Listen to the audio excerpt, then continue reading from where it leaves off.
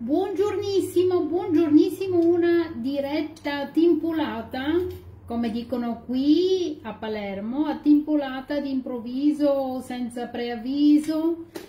Днес едно директно включване на тимполата, както казва тук в Сицилия, на сицилиански, така изведнъж, без никакво предупреждение. А тимполата, за който така е любител на сицилиански език. Днес ще приготвим заедно чудесният бульон за тортелини аля лусина, след като се разкрасих при фризьора, тъй като днес, тази седмица, единственият ми свободен ден е днес в сряда.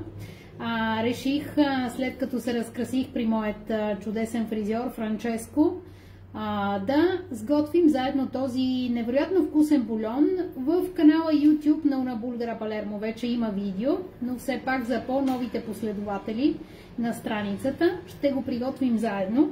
Като започваме, ще сложа моята любима престилка на Una Bulgara Palermo. Разбира се, за всички онези, които не познават все още Людмила Кирилова и нейната лична марка Una Bulgara Palermo, това съм аз. Днес ще приготвим тази невероятно вкусна рецепта, любима на доста хора и разбира се на всички любители на прясната паста. Una buonissima ricetta che prepareremo insieme i brodo per i tortellini. Вчера една дама ми писа в така директното включване за цитрона и искам накратко да уточня за последен път, тъй като няма повече да се обяснявам на никого и не дължа обяснения. На който не му допада това, че Una Bulgara Palermo говори на двата езика, може да не ме следва спокойно, да си отиде и да следва мрежата онлайн. Пространството е голямо, невероятно голямо, с милиони ди канали, милиони ди страници и така нататък.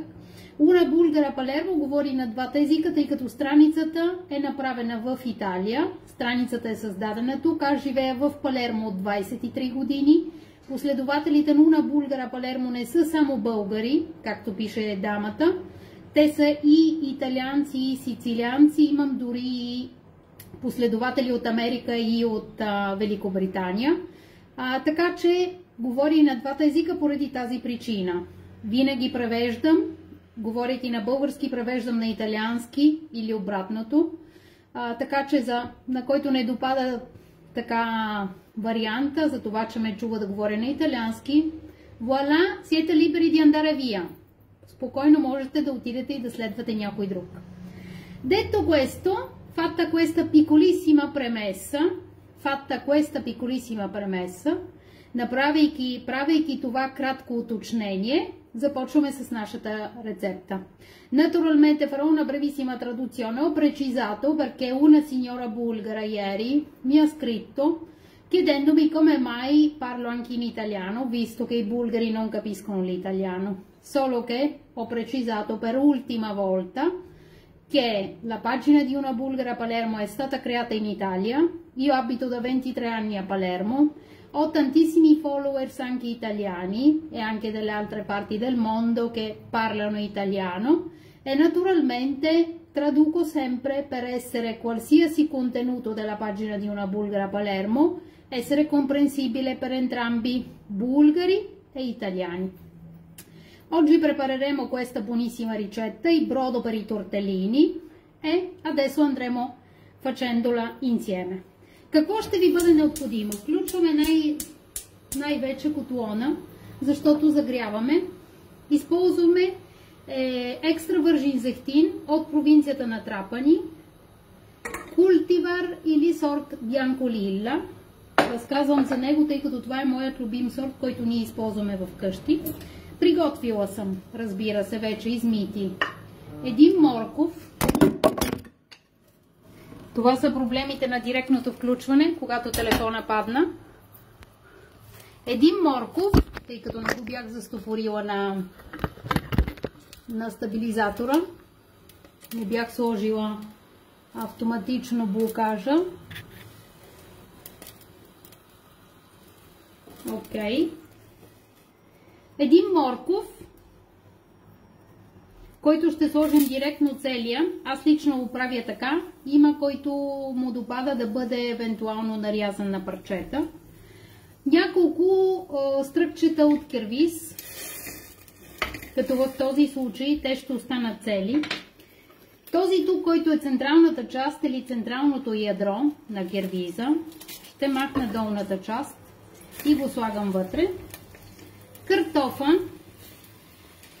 който ще нарежа на парчета.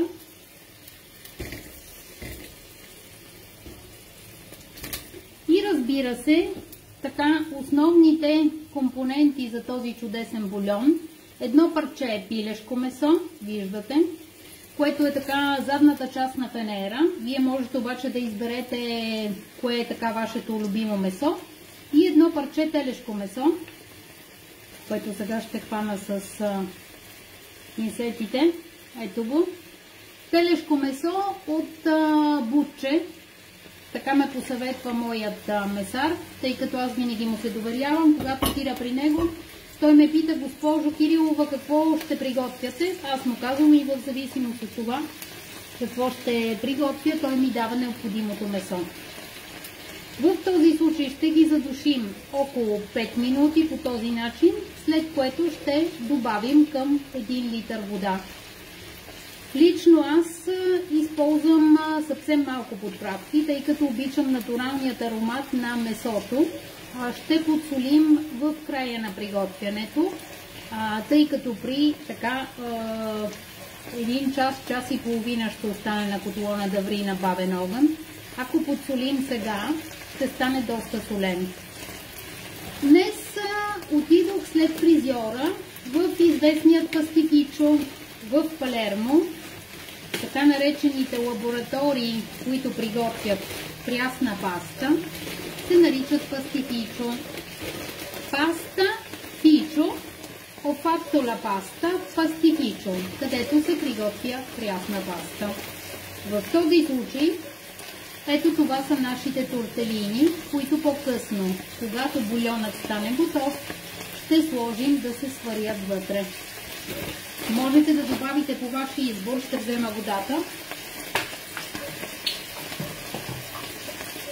Можете да добавите по вашия избор, разбира се, евентуално подправки, които обичате.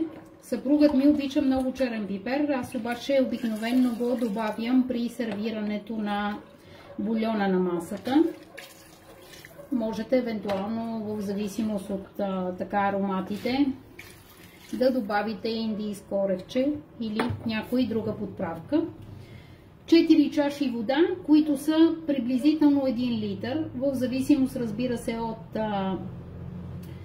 големината на тенджерата, в този случай от самите продукти, които сложихме. Вече вие можете да определите и необходимото количество течност. В този случай, след около час и половина, обикновено ние вкъщи, аз прецеждам бульона, като използвам само бульона за тортелини, отделно в друга тенджера ги сварявам, като знаете, че тортелините, прясната паста по принцип, и е необходимо съвсем малко време за приготвяне. В този случай този вид тортелини, тъй като са мъничките, виждате, ще са им необходими само около 3 минути. Ако бяха тези по-големички капелети или равиоли, които се приготвят по различен начин, разбира се, не са с бульон, за тях около 4 минути. В пастифичо, в Палермо, в различните пастифичо, приготвят невероятни видове прясна паста, като ако вие обичате така букатини, маргерите, каламарата. Малко по-късно ще публикувам един рил, в който ще ви покажа и прясната паста, видовете прясна паста, характерна за Палермо. А там приготвят, за който няма време вкъщи да приготвя ньоки, имат и ньоки и, разбира се, различните видове, така наречена пълнена паста, тъй като тортелини, равиоли, капелети са от така нареченият подраздел пълнена паста, тъй като виждате, вътре имат пълнеж, в този случай са с телешко месо. Naturalmente, per tutti quelli che stanno in Italia, conoscono benissimo la pasta fresca.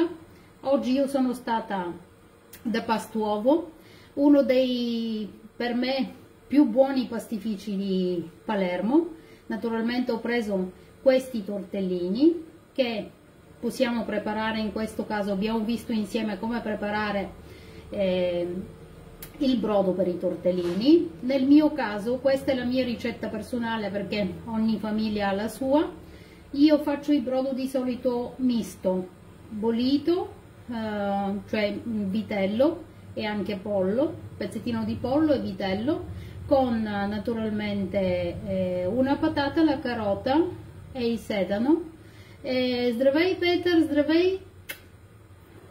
Поздравиваме от Петър от Кипър. Много благодаря. Ако и на другите ви допада да напишете откъде ме следвате, ще ви бъда много благодарна. Петър ci saluta da Cipro e naturalmente ho lanciato in bulgaro a tutti i nostri amici che mi seguono di solito di scrivere da dove mi seguono. Naturalmente se a voi va pure potete scriverlo nei commenti, se ci sono italiani tra di voi, anche se vedo un bel po' di persone che mi seguono oggi, sono contenta. Circa un'oretta e mezza, tempo della preparazione. Poi noi in famiglia preferiamo di solito mangiare i tortellini scolando il brodo, lasciando naturalmente tutti gli ingredienti che mangiamo poi a parte, la carne con le patate e con naturalmente la carota e il sedano. Ще ни разведеш ли някой ден на този пазар с всичката тази прясна паста? Днес имах желание да направя директно включване, но имаше страшно много клиенти и собственика ми каза, Деси, че не е желателно да снимам, защото не всички хора са съгласни да бъдат заснети. Ще отидем, тя е работилница, така нареченият пастифичо, работилница, в която произвеждат, те самите приготвят различните видове прясна паста. Направих кратко видео, малко по-късно ще пусна един рил, където можете да видите различните видове прясна паста.